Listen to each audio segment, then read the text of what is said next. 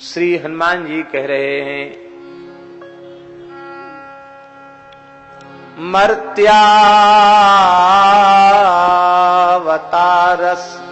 मर्त्य शिक्षणम्,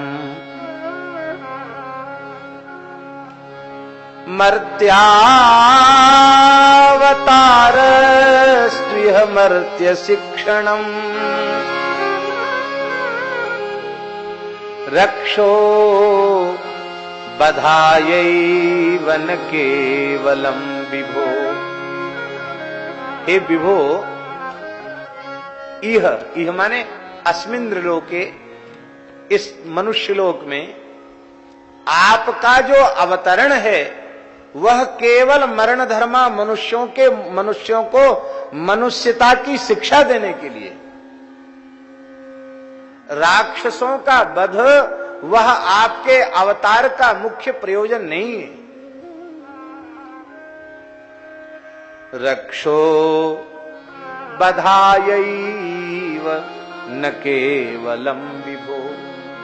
राक्षसों का वध आपके अवतार का प्रयोजन नहीं है। श्रीमद् वाल्मीकि रामायण में भगवान ने स्वयं अपने श्रीमुख से ये बात कही है, राक्षसों का संहार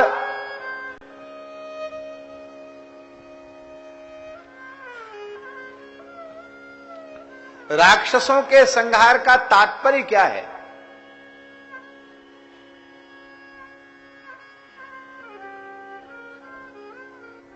अमानवीयता का संहार। राक्षसों के संहार का तात्पर्य है जो अमानवीयता है, उस अमानवीयता का संहार।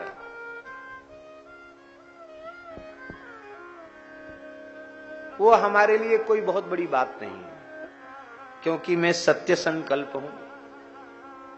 और ये बात श्रीमद् वाल्मीकि रामायण में विभीषण शरणागति के प्रसंग में सुस्पष्ट है, जहां भगवान ने विभीषण को शरण में लेना चाहिए या नहीं लेना चाहिए, ये अपने मंत्रिमंडल के बीच में बात रखी और सबका विचार सुना। राम जी के परिकर के किसी भी सचिव ने, मंत्री ने कहां तक कहें, किसी का भी मन, एक का भी मन नहीं था कि विभीषण को इस परिस्थिति में राम जी को शरण में ले लेना चाहिए। और राजनीति के अनुसार सबका विचार ठीक था। युद्ध जैसी विकट परिस्थिति है, शत्रु किले में सुरक्षित बैठा है, बहुत बलवान है, समुद्र के पार बैठा है, पर्वत पर बैठा है, अभेद्य दुर्ग में सुरक्षित है, और यहां कोई मानवीय सेना भी नहीं है, बंदर भालू हैं। फिर शत्रु का भाई शरण में आया है। अरे जो रावण यतिरूप धारण करके विदेहराज नंदिनी का अपहरण कर सकता है, क्या वह रावण विभीषण का रूप बनाकर राम जी के साथ छल नहीं कर सकता क्या?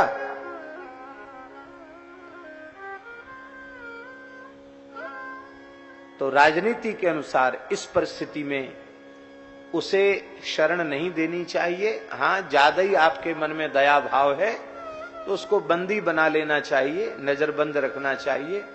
युद्ध के बाद फैसला किया जाएगा, फिर एक मंत्रिमंडल की आपातकालीन बैठक होगी, फिर विचार किया जाएगा कि इसको मार दिया जाए कि इसको छोड़ दिया जाए, क्या किया जाए इसके साथ व्यवहार, बाद में विचार किया जाएगा।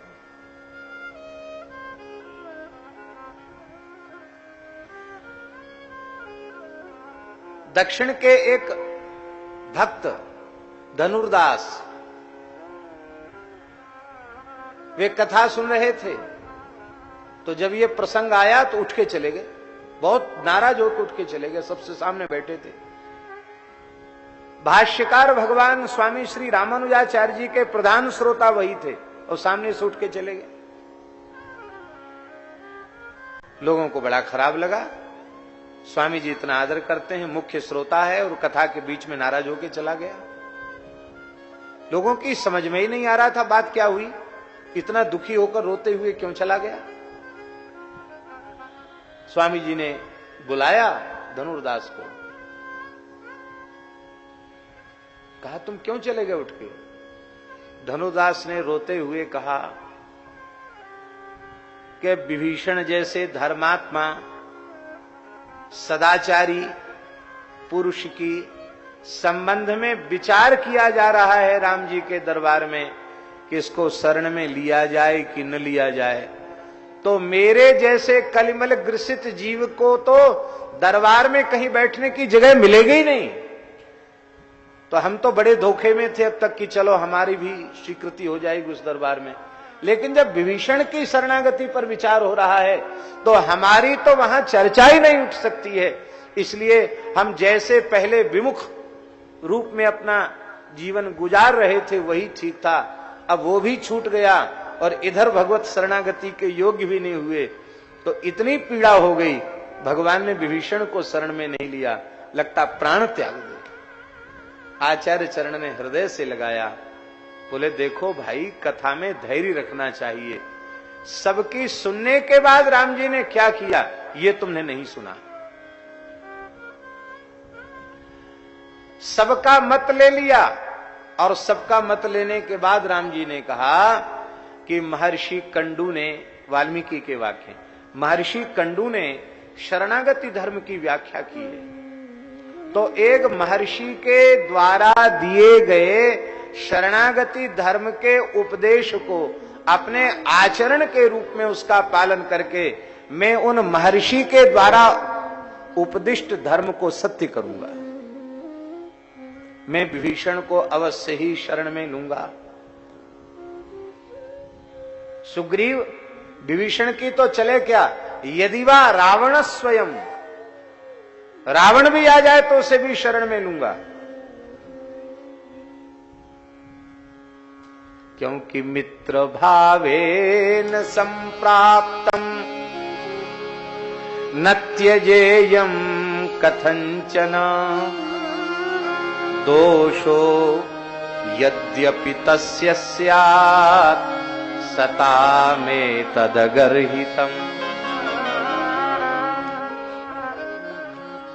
मित्र भाव से जो मेरी सन्निधि में आया है, अरे निर्दोष को तो सब स्वीकार कर लेते हैं, मैं तो सदोष को ही स्वीकार करता हूं। दोषो यद्यप तस्य स्यात्, उसका दोष ही क्यों न हो, अपराध ही क्यों न हो, तो भी मैं उसके अपराध को ध्यान में नहीं रखता। रहती न चित प्रभु चूक किए की, करती सुरति सयवार हिए की। जन अवगुण प्रभु मान न काऊ, दीन बंधु अति मृदुल स्वभाव।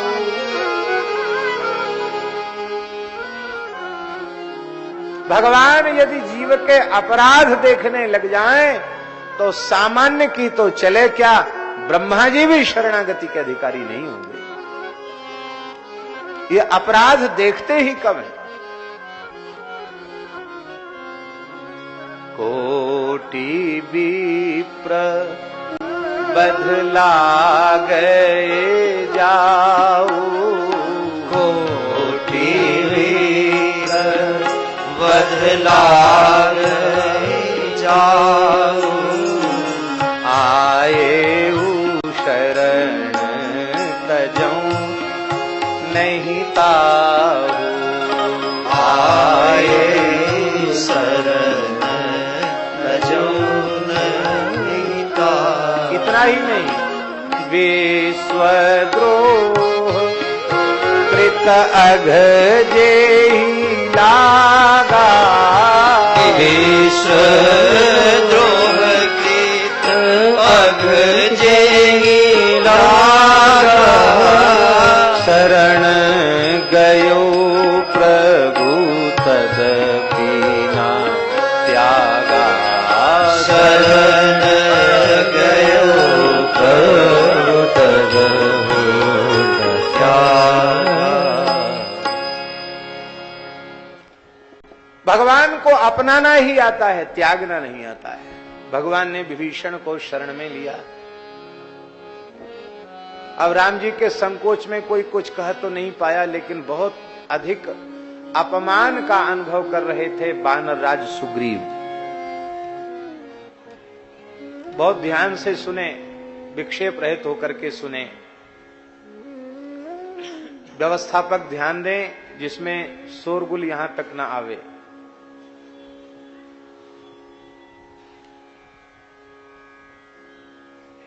तो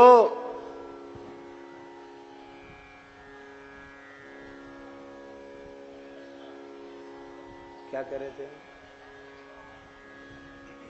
ध्यान बट जाता, क्या कह रहे थे, याद दिलाइए। हाँ जी, हाँ, सुग्रीव जी अपने आप को अपमानित अनुभव कर रहे थे। भगवान की माया महाराज बड़ी प्रचंड है। जैसे ही जीव ने अपने को यह स्वीकार कर लिया कहीं भी कि मैं कुछ हूं, बस वहीं से गड़बड़ शुरू।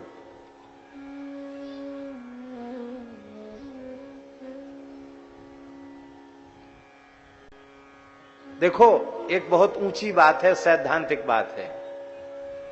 परमात्मा निरुपाधिक है। परमात्मा निरुपाधिक है, उपाधि रहित है।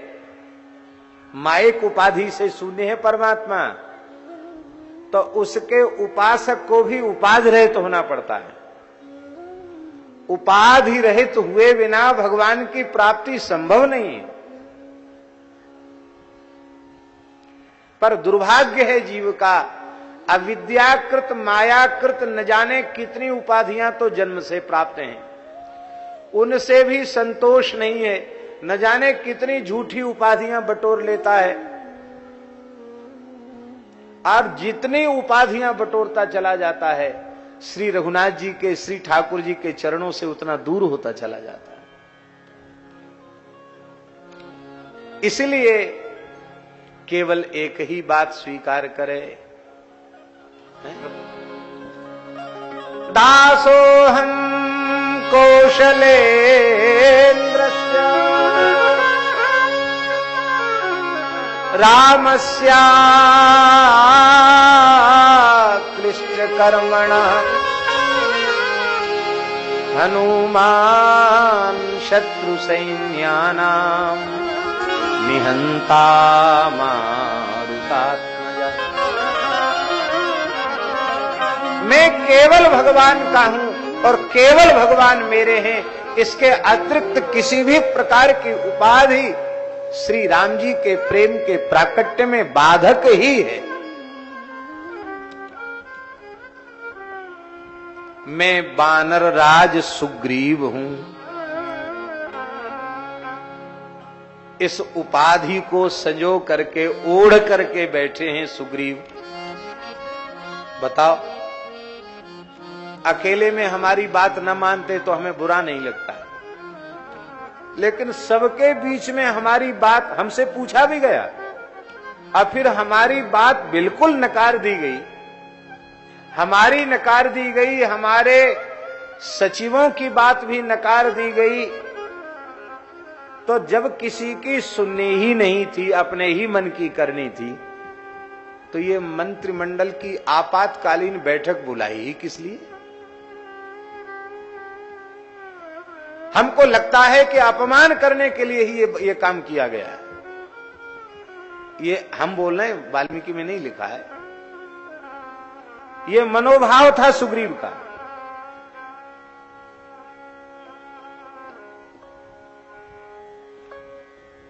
और मन तो मन है, बहुत कुछ सोचता है। यह भी मन में आ गया कि अभी तो युद्ध हुआ ही नहीं, और आज ही इन्होंने मनमाने फैसले लेने शुरू कर दिए। अभी तो समुद्र पार भी नहीं गए। समुद्र पार कैसे पहुंचे, यह कोई सामने विकल्प भी नहीं आया, कोई समाधान नहीं मिला, और अभी से इन्होंने मनमानी बात शुरू कर दी, तब तो हो गया युद्ध, तब तो हो गई विजय।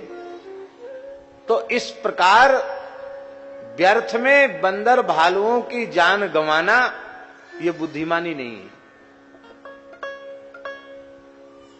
यदि ऐसा ही है तो राम जी यदि कहेंगे तो हम कहेंगे ठीक है, हमने तो जहां तक करना था वहां तक किया, अब आप अपने मन का कर रहे हो तो हम अब इसके आगे तो दंडोत प्रणाम है। सीधे साधे शब्दों में कहें तो उन्होंने कहा राम जी कह देंगे तो हम किष्किंधा लौट जाएं। कहेंगे भैया ठीक है, अब ये तो परमात्मा है, सब कर ही लेंगे, अपने चलो। राम जी सर्वांतर्यामी हैं, राम जी से कुछ छिपा हुआ नहीं है। उन्होंने जान लिया, उन्होंने कहा हाँ हाँ ठीक है, प्रेम से जा सकते हैं। आपके मन में आ रहा ना, बानरों के सहित हम चले जाएं, प्रेम से। हमें किसी की सहायता की आवश्यकता नहीं है। जेहि सृष्टि उपाई त्रिविध बनाई, किसी का सहयोग लिया, संग सहाय न दूजा। अरे जब किसी की सहायता इन्होंने आज तक किसी काम में ली ही नहीं, तो रावण को जीतने के लिए बंदर भालुओं की सहायता बिल्कुल हमें आवश्यकता नहीं, आप चले जा सकते हैं। अब राक्षसों का विनाश कैसे होगा, हम अपने मन से नहीं कह रहे हैं। वाल्मीकि की पंक्ति है, अंगुल्य ग्रेण तान हन्मी इच्छन हरिगणेश्वर। इच्छन इच्छन हरिगणेश्वर, हे कपिराज सुग्रीव, मैं क्रिया न करूं, केवल भीतर से इच्छा करूं, और इच्छा करके अपनी उंगली ऐसे उठाऊं और उठाकर निश्चय करूं कि त्रिभुवन की आसुरी शक्तियों का सर्वथा नाश हो जाए, तो हमें तीर कमान उठाने की जरूरत नहीं है, हमें लक्ष्मण जी की भी सहायता की आवश्यकता नहीं है। त्रिभुवन की आसुरी शक्ति का केवल इच्छा से विनाश कर दूंगा। इसलिए आपको जाना हो तो आप प्रेम से पधारे, हम नाराज भी नहीं होंगे। मानो भगवान ने स्वीकृति दे दी। जैसे भगवान ने कहा अंगुल्यग्रेण तान हन्मी इच्छन हरिगणेश्वरो, सुग्रीव जी थरथर कांपने लगे, रोने लगे। प्रभो, जीव का स्वभाव बार बार भूलने का है, अपराध करने का है, मैं बार बार भूल जाता हूं, नाथ क्षमा करो हमारी अविनय।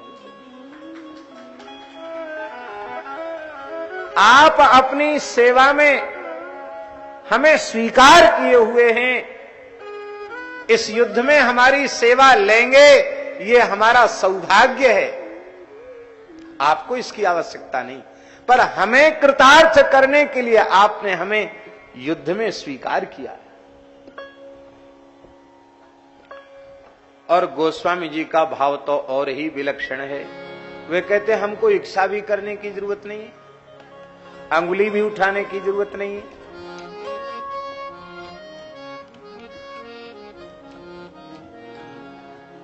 जगमह सखा निशाचर जेते, जगमह सखा निशाचर जेते, लक्ष्मण नहीं निमिष महु तेते, लक्ष्मण नहीं निमिष महु तेते। इस संसार के जितने राक्षस हैं उनको लखनलाल जी निमिष, निमिष जानते ना, पलक गिराने में जितना समय लगता उसको निमिष कहते हैं।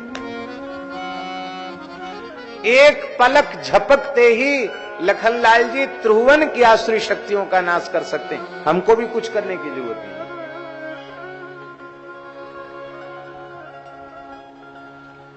राम जी लखनलाल जी का देख चुके हैं ये पराक्रम विश्वामित्र जी के यज्ञ की रक्षा के अवसर पर।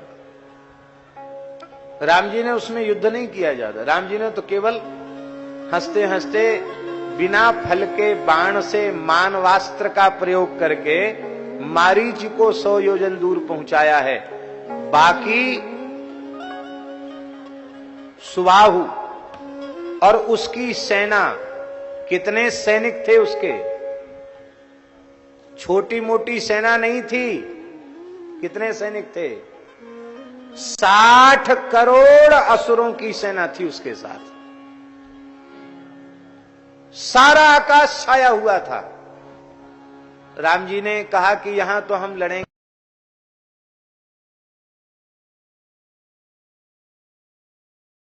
बदला गए जाओ कोटि बदला। अब लखनलाल जी का अस्त्र कौशल और उनका बुद्धि कौशल दोनों राम जी देखना चाहते हैं। लखनलाल जी करते क्या है?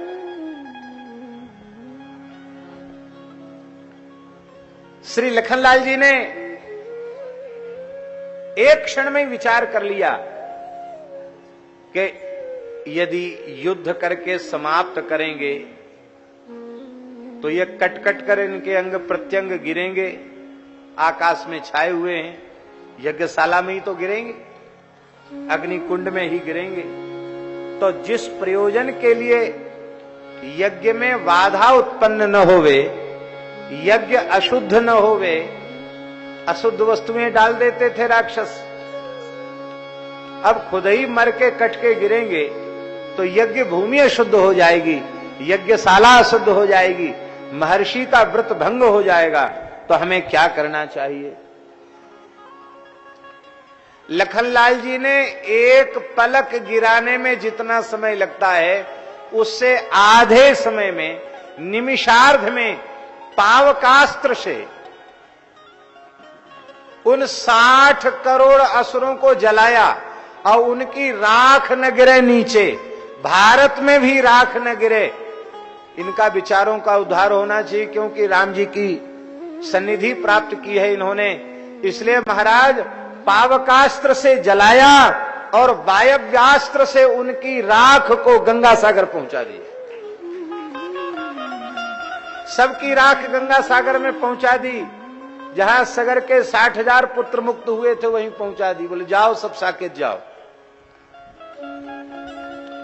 राम जी देख चुके हैं कि बहुत कुशल हैं लक्ष्मण जी, इसलिए उन्होंने कहा जगमह सखा निशाचर जेते, जगमह सखा निशाचर जेते, लक्ष्मण नहीं निमिष महु तेते, लक्ष्मण नहीं निमिष महु तेते।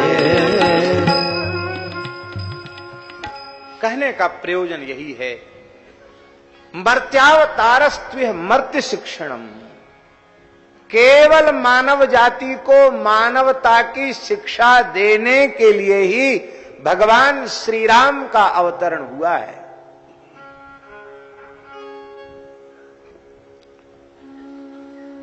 ध्यान दें, न केवल हिंदू के लिए, ना ही मुसलमान के लिए, ना ही ईसाई के लिए, ना ही यहूदियों के लिए, ना ही पारसियों के लिए, सिख जैन बौद्ध इनको तो हम अलग मानते नहीं, इसलिए इनका नाम नहीं ले रहे हैं।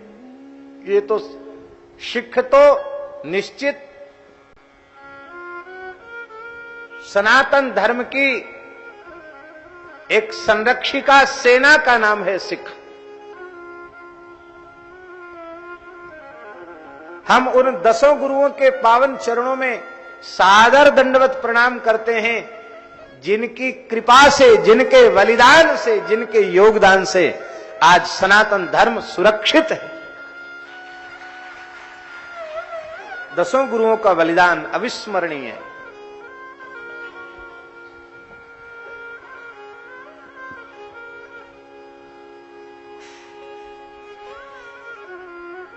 ये ईसाई मुसलमान आए कहां से? बहुत पुराना इतिहास इनका नहीं है। मूल में तो ये सबके सब सनातन धर्मी थे। एक सनातन धर्म को छोड़कर मानव जाति का और इस धरती का दूसरा कोई धर्म था ही नहीं।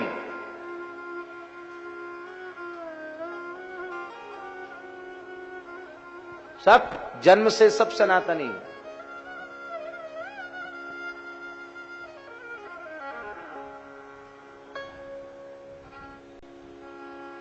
हमारे पूज्य खाकचौक वाले महाराज जी तो कहा करते थे कि किसी काल में अरब में चंद्रवंशी क्षत्रिय चले गए थे, चंद्रमा के उपासक थे, इसलिए चंद्रमा को रोहिणी नक्षत्र प्रिय है। तो रोहिणी नक्षत्र और चंद्रमा, जिस कला को शंकर जी ने धारण किया, दोज का चंद्रमा, तो वो चंद्रमा और नक्षत्र इसी को उन्होंने अपना प्रतीक माना। चांद देखना और स्टार का चिन्ह रोहिणी नक्षत्र है, चंद्रमा की सबसे प्रिय रोहिणी है, ये उनका चिन्ह था। और अल प्रत्याहार में सारे स्वर व्यंजन आ जाते हैं, अयुण से लेके हल्के ला तक। तो अल से अल्लाह हो गया। संपूर्ण स्वर और व्यंजन ये सब अक्षर ब्रह्म है, इसलिए परमात्मा के प्रतीक हैं। पहले योगियों में अलख अलख चलता था। इनका कोई पूर्वज बड़ा विद्वान हुआ, उसने खा को हटा दिया, अल कर दिया, अल से अल्लाह हो गया। अम्बा, अक्का, अल्लाह, इन तीनों शब्दों को मातृवाचक माना गया है? अम्बा, अक्का, अल्लाह, ये तीनों मातृवाचक हैं। हे अक्क, हे अम्ब, हे अल्लाह बनता है। अल्लाह माने माता होता है। लेकिन बाद में लोग अपने को सनातन से सर्वथा पृथक करते चले गए, और अब तो दुर्भाग्य ऐसा है कि वे सनातन के अपने आप को विरोधी मानने लग गए।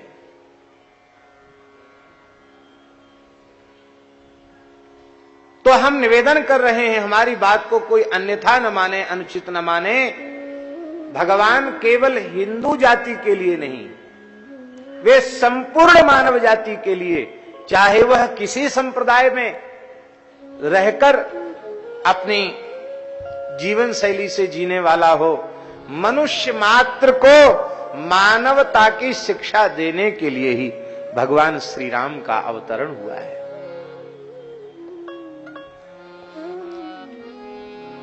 इसलिए यदि हम और खुल करके कहें तो राम जी के आदर्श चरित्र को स्वीकार न करने वाला मनुष्य मनुष्य नहीं है। इतना ही नहीं, और पृथक करके हम कहें तो रामचरित्र को आदर्श न मानने वाला हिंदू हिंदू नहीं, मुसलमान मुसलमान नहीं, सिख सिख नहीं, जैन जैन नहीं, बौद्ध बौद्ध नहीं, और ईसाई भी ईसाई नहीं, यदि वह श्री राम जी के मंगलकारी चरित्र को अपने जीवन में आदर्श के रूप में स्वीकार नहीं करता है।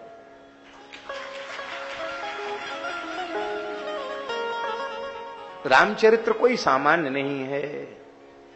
पुरुषो रामचरितम,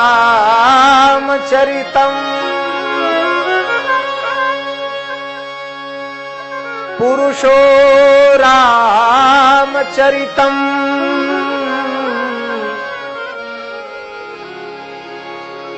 राम जी के चरित्र को श्रवणैरुपधारयन्,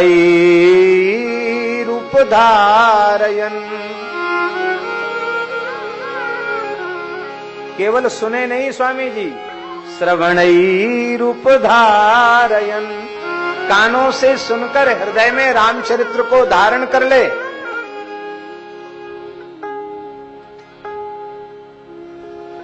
पुरुषो रामचरितम श्रवणैरुपधारयन्,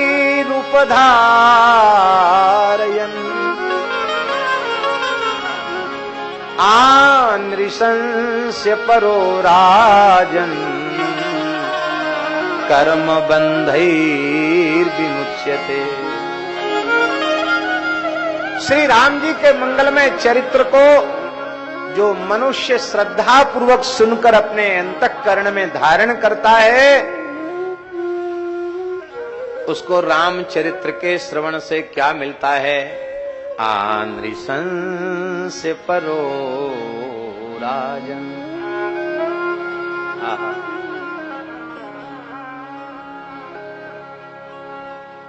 जो मनुष्य राम जी की कथा सुनता है, राम जी का चरित्र सुनता है, उसमें क्रूरता नहीं रहती, उसमें कुटिलता नहीं रहती, उसमें निर्दयता नहीं रहती। वो सहजता, सरलता, कृपालुता, दयालुता आदि गुणों से अलंकृत हो जाता है।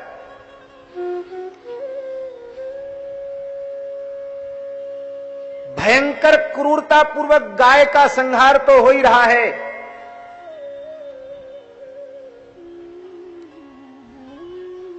जब गाय का संहार हो रहा है तो अन्य जीवों की तो अन्येषां तु का कथा, कितना जीवों का संहार हो रहा है, नई नई बीमारियां पैदा हो रही हैं। अब पशुओं को चिन्हित किया जा रहा है, मुर्गियों को चिन्हित किया जा रहा है कि इनको स्वाइन फ्लू हो गया, अब इनको मार डाला जाए। अरे हम पूछते हैं,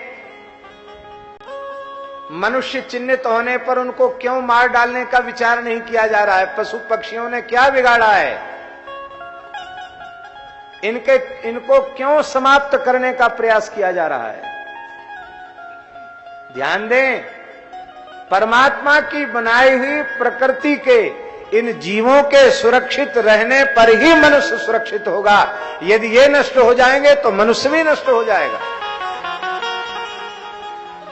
लेकिन भयंकर क्रूरता हो रही है, जीवों पर अत्याचार हो रहा है।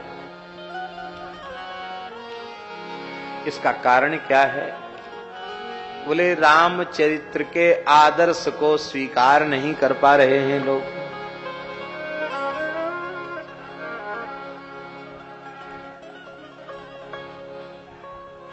राम जी का चरित्र जो सुनेगा वो शीलवान हो जाएगा। राम जी का चरित्र जो कहेगा वो शीलवान हो जाएगा। और शील गुण, महाभारत में एक प्रकरण है महाराज जी, वहां ये वर्णन है, भीष्म पितामह कह रहे हैं युधिष्ठिर से कि युधिष्ठिर, जितने भी गुण हैं वे सबके सब एक व्यक्ति में आ जाएं, किंतु वह व्यक्ति शील गुण से शून्य हो तो उसके सारे के सारे गुण ही दोष बन जाएंगे। और किसी व्यक्ति में कोई गुण न हो, केवल शील गुण हो, आहा, केवल शील गुण हो, तो उस शील गुण की महिमा से आहा, सारे सद्गुण बिना बुलाए उस जीव के हृदय में आ जाएंगे। कथनचित कोई दोष ही क्यों ना हो उसमें, यद्यपि शीलवान में दोष नहीं रहता, कथनचित कोई दोष हो तो शील गुण के कारण उसके दोष भी प्रकाश में नहीं आते। शील कवच बनकर उन दोषों की रक्षा कर लेता है, उन दोषों को ध्यान में आने से बचा देता है। सुनु सीतापति शील स्वभाव, सुनु सीतापति शील स्वभाव, मोद न मन तन पुलक नयन जल। विनय पत्रिका में, मोद न मन तन पुलक नयन जल, सो नर खे हरि खाहु, सुनु सीतापति शील स्वभाव। कैसा है राम जी का शील?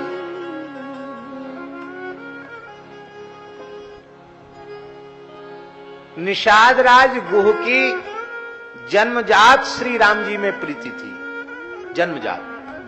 राम जी को देखा नहीं था, केवल अपने घर में अपनी पिता की गोद में बैठकर राम जी की कथाएं सुनते थे।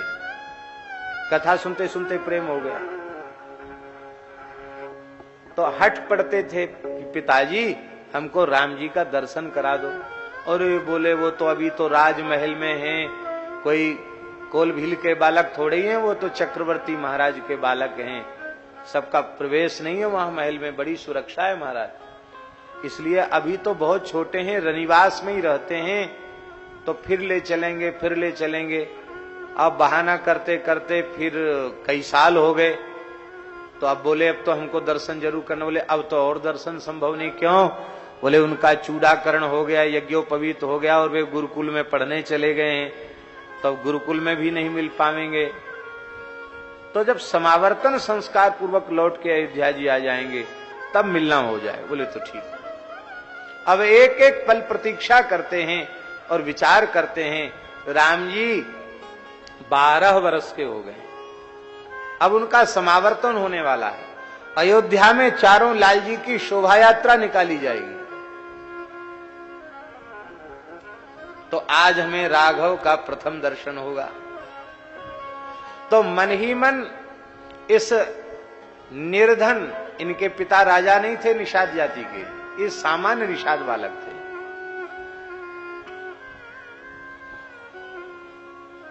तो विचार करते कि राम जी को क्या भेंट करेंगे। तो वो पढ़ लिख के आए हैं, तो एक तो उनको तरकस भेंट करेंगे, बाण रखने का। तो बांस की खपचियों से बालक गुह, निषाद गुह ने तरकस बनाया, और बुंदेली भाषा में जिसको चंगेर कहते हैं ना, डलिया चंगेर, वो बांस की एक डलिया बनाई ढक्कनदार, और राम जी के चरणों का ध्यान करके कि वो 12 साल के हैं, तो ऐसे ही उनके चरण होंगे, इतने बड़े होंगे, अंदाज से राम जी के चरणों के लिए सुंदर सुकोमल मृग चर्म की जूती बनाई। तो जूती को और तरकस को उस बांस की डलिया में, ढक्कनदार डलिया में रख करके यह बालक गुह एक लंगोटी शरीर पर है, जंगली कोलभीले ऐसे ही होते हैं, और निषाद की वेशभूषा है, पगड़ी बंधी हुई है, ऊपर चंगेर रखी है। जन समुदाय में खड़े थे कि मैं कैसे राम जी तक पहुंचूं। हाथी निकले, घोड़े निकले, सिपाही निकले, सैनिक निकले, अंत में राम जी का दिव्य स्वर्ण में रथ निकला। मध्य में चक्रवर्ती महाराज दशरथ विराजमान हैं, और एक ओर उन्हीं के निकट उनसे भी कुछ ऊंचे आसन पर गुरु वशिष्ठ विराजमान हैं, और चारों लालजी सन्मुख विराजमान हैं। ऐसी अद्भुत विशाल रथ में झांकी राम जी की निकली। इस झांकी को देखकर ये तो व्याकुल हो गया, निश्चय कर लिया कि वे ही श्री राम जी हैं। भीड़ को चीरकर आगे बढ़ने लग गया। तो स्वाभाविक है भाई, चक्रवर्ती महाराज के राजकुंवर साहब हैं और उनकी यात्रा निकल रही है, कैसे किसी को वहां तक पहुंचने दिया जाएगा। सुरक्षा की दृष्टि से सिपाही सावधान थे, सैनिक सावधान थे। वे वेत्र बरसाने लगे उस बालक पर, ये कैसे भीड़ चीर कर आगे बढ़ रहा है। राम जी ने देख लिया, राम जी ने खड़े होकर आदेश किया, नहीं, उस बालक को मेरे निकट लाया जाए। अब सरकारी कह रहे हैं तो कौन कहेगा। निषाद राज का हृदय विदलित हो गया, नेत्रों से प्रेमाश्रुधार बह चली, और वह बालक जैसे ही निकट आया, कूद कर चढ़ गया रथ के ऊपर। सरकार ने हृदय से लगा लिया, अपने चरणों, अपना मस्तक राम जी के चरणों में रख दिया, प्रेमाश्रु जल से चरणों को धो दिया, और कहा कि प्रभु ये आपके लिए लाया हूं, ये तरकस लाया हूं, और ये पादुका लाया हूं।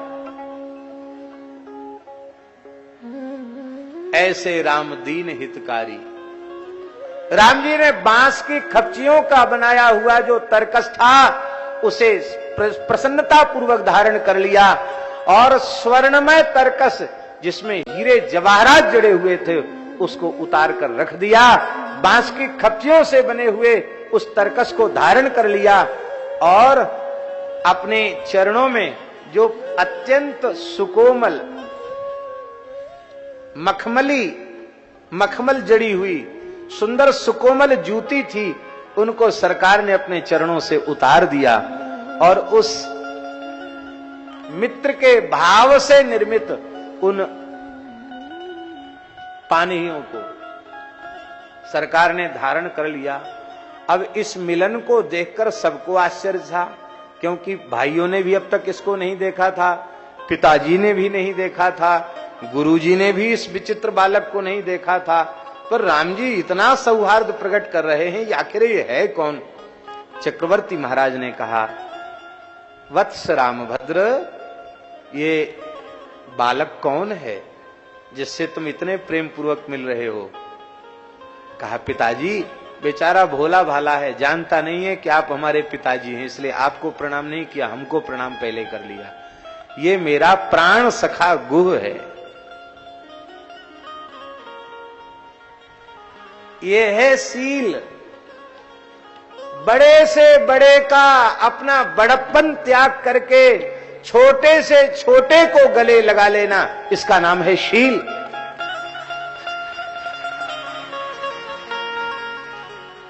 बड़े बड़प्पन के अहंकार में रहते हैं, छोटों पर ध्यान देते नहीं, और यही अशांति का कारण बनता है, राग द्वेष का कारण बनता है। यदि राम जी के चरित्र को बड़े लोग स्वीकार करें तो संसार में बड़े छोटों के भीतर कैसा प्रेम स्थापित होगा, इसके कहने की आवश्यकता नहीं।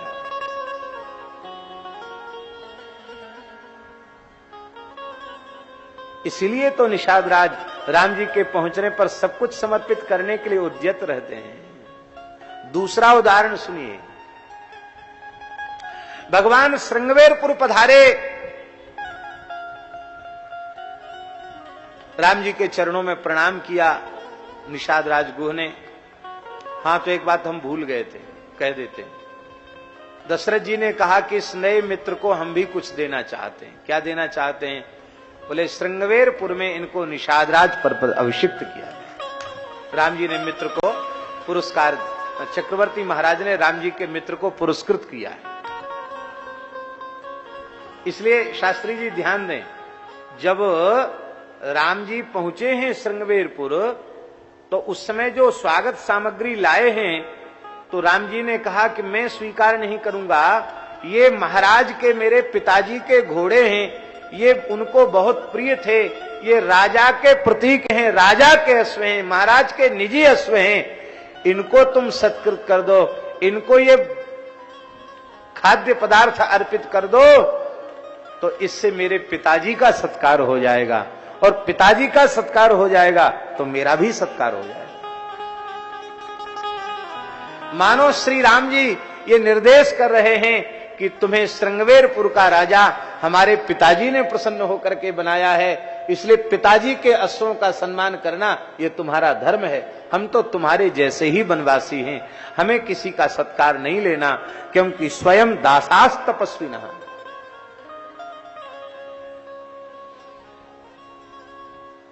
मित्र, ये तुम्हारे परिवार के लोग हैं? बोले, हाँ प्रभु, मेरे परिवार के लोग हैं। तो थोड़ा परिचय कराओ। निषाद राज ने कहा, प्रभु, ये नारी समुदाय में सबसे आगे जो खड़ी हैं वृद्धा, ये मेरी माता है। इतना सुनते ही राम जी दौड़ पड़े और निषाद राज की माता के चरणों में मस्तक रखकर प्रणाम किया। जिस भाव से कौशल्या को प्रणाम करते हैं, उस भाव से निषाद राज की माता के चरणों में प्रणाम किया। आप लोग कहेंगे ये कथा आप कहां से कह रहे हैं? गर्ग संहिता में लिखा है, वृंदावन में फल बेचने के लिए जो आई थी फल विक्रयणी, वो पूर्व जन्म की निषाद राज गुह की माता थी। ये चरित्र गर्ग संहिता में लिखा है। जैसे ही प्रणाम किया है, मां पुत्र को आशीर्वाद दो, उस समय निषाद राज की माता के शुष्क पयोधरों में दूध टपकने लग गया। ये छोटे लाला होते तो उनको गोद में लेकर दुलार करती, वात्सल्य भाव से इनको लाड़ लड़ाती। ठाकुर जी ने कहा, इस समय तो हमारी पूर्ण युवावस्था है, 22-23 वर्ष की अवस्था है, और लीला भी वनवास की है। तुम्हें वात्सल्य सुख का अनुभव करना है तो तुम ब्रज में फल विक्रयणी बनोगी, और मैं तुम्हारी गोद में बैठकर तुम्हें कृतार्थ करूंगा। और राम जी ने किया ऐसे। ये है शील गुण। इसी शील गुण से शबरी के आतिथ्य को स्वीकार किया है। इसी शील गुण से बंदर भालुओं को अपना सखा कहा है। इसी शील गुण से विभीषण को हृदय से लगाया है।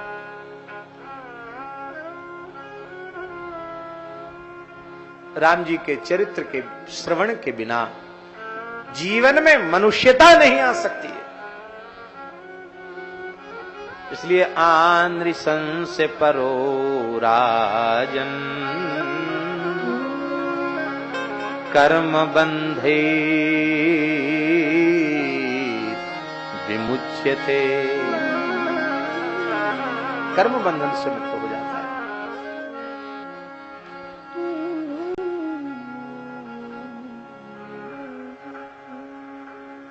राम जी का चरित्र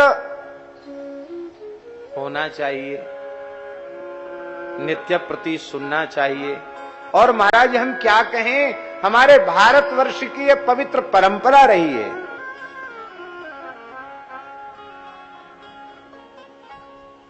प्रत्येक राज दरबार में जब राजा का दरबार लगता था तो सबसे पहले श्रीमद् रामायण महाकाव्य का सत्संग होता था, राम जी की कथा होती थी।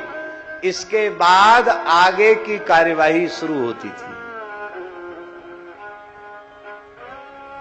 और ये परंपरा राजर्षि परीक्षित के काल तक चलती रही है अक्षुण्ण रूप से। इसका प्रमाण स्वयं सुखदेव जी की वाणी है। सुखदेव जी कह रहे हैं, यस्यामलम् नृपसद सुयशोधुनापि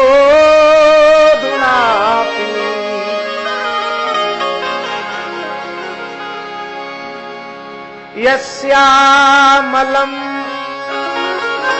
नृपसद सुयशोधुनापि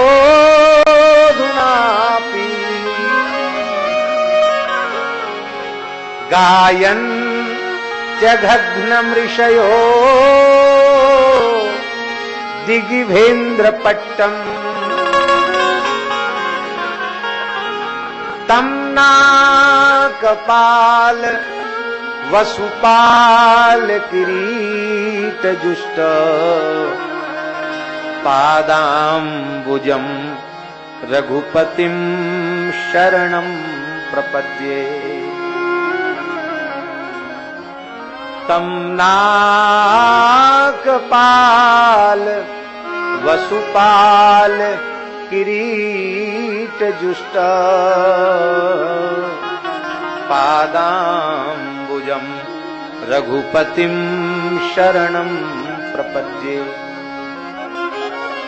अधुना अपि सुखदेव जी कह रहे आज भी केवल तुम्हारे दरबार में नहीं, नृप सदस्सु बहुवचन है ना, धरती के सभी राजाओं की सभाओं में आज भी नित्य प्रति सभा का आरंभ श्री राम कथा के गायन से होता है।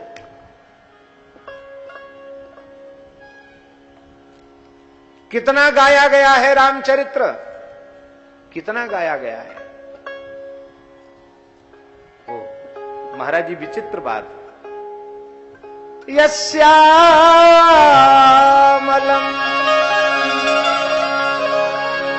नृपसद सुयशोधुनापि।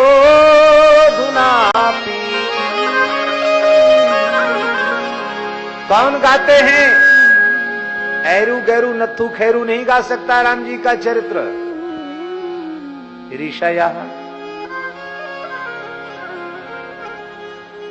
ऋषयः गायन्ति, ऋषि गाते हैं। अघग्न संपूर्ण पापों को नष्ट करने वाला रामचरित्र ऋषि गाते हैं राजाओं की सभाओं में, इतना गाते हैं, इतना गाते हैं, इतना गाते हैं कि उस रामचरित्र की उज्ज्वलता से दसों दिशाएं तो उज्ज्वल हो ही गई हैं। इन दसों दिशाओं में स्थित जो दिग्गज हैं, हाथी हैं, वे काले काले दिग्गज, उनके काले काले मस्तक रामचरित्र की उज्ज्वलता से उज्ज्वल हो चुके हैं।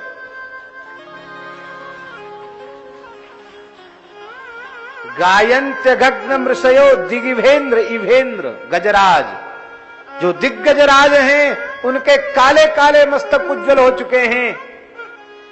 वो श्री राम जिनका वैभव, जिनकी महिमा, जिनकी गरिमा ऐसी अचिंत्य अनंत गरिमा महिमा है कि जिनके चरणों में नागपाल वसुपाल इंद्र कुबेर आदि अपने किरीट को उनकी चरण चौकी पर स्पर्श करा के प्रणाम करते हैं, ऐसे राम जी के युगल चरणों की हम सब शरण में हैं।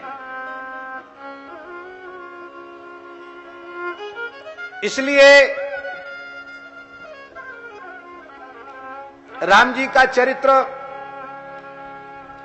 गाना चाहिए, नित्य गाना चाहिए, कहां कहां गाना चाहिए।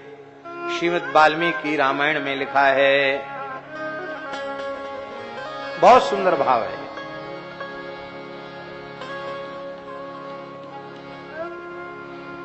वाचयेत्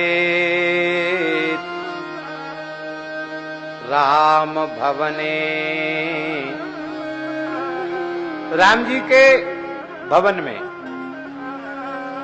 राम जी के मंदिर में गाना चाहिए।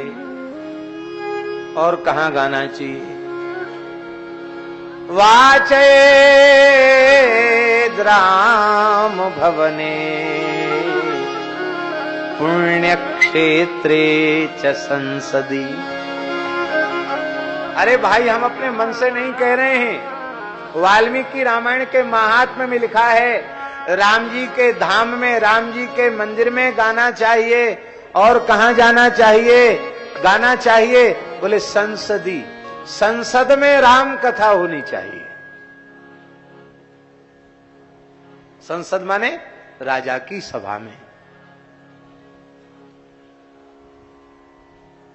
अब संभव है क्या संसद में राम कथा?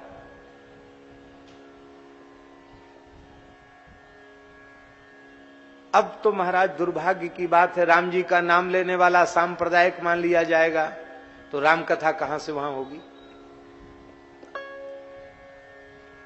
आज भारतवर्ष की सभी विधान सभाओं में, राज्य सभाओं में और संसद भवन में यदि ये परंपरा बन जाए, ये मर्यादा आरंभ हो जाए कि पहले थोड़ी देर राम कथा होगी, सब सदस्य चाहे मिनिस्टर कनिस्टर सब सुनेंगे एक बार राम कथा, और उसके बाद आगे की कार्यवाही शुरू होगी, तो ये जो जूता चप्पल चल रहे हैं ना राज्यसभा में और विधान सभा में, और घायल हो रहे हैं, गाली गलौज हो रही, सब बंद हो जाएगा। राम कथा नहीं हो रही, इसलिए जूता चप्पल चल रहे हैं।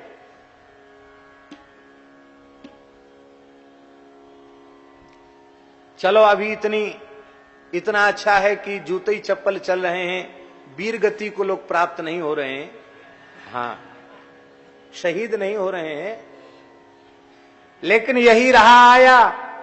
रामचरित्र से ऐसी ही दूरी मानव जाति की बनी रही, तो जो जनप्रतिनिधि बनने का दावा करते हैं वे भी इतने उच्छृंखल हो जाएंगे कि आप कान खोलकर सुन लें। यदि रामचरित्र के आदर्श को न अपनाया गया तो वह दिन दूर नहीं जब संसद में और विधानसभा में भी लोग आपस में लड़ भिड़ करके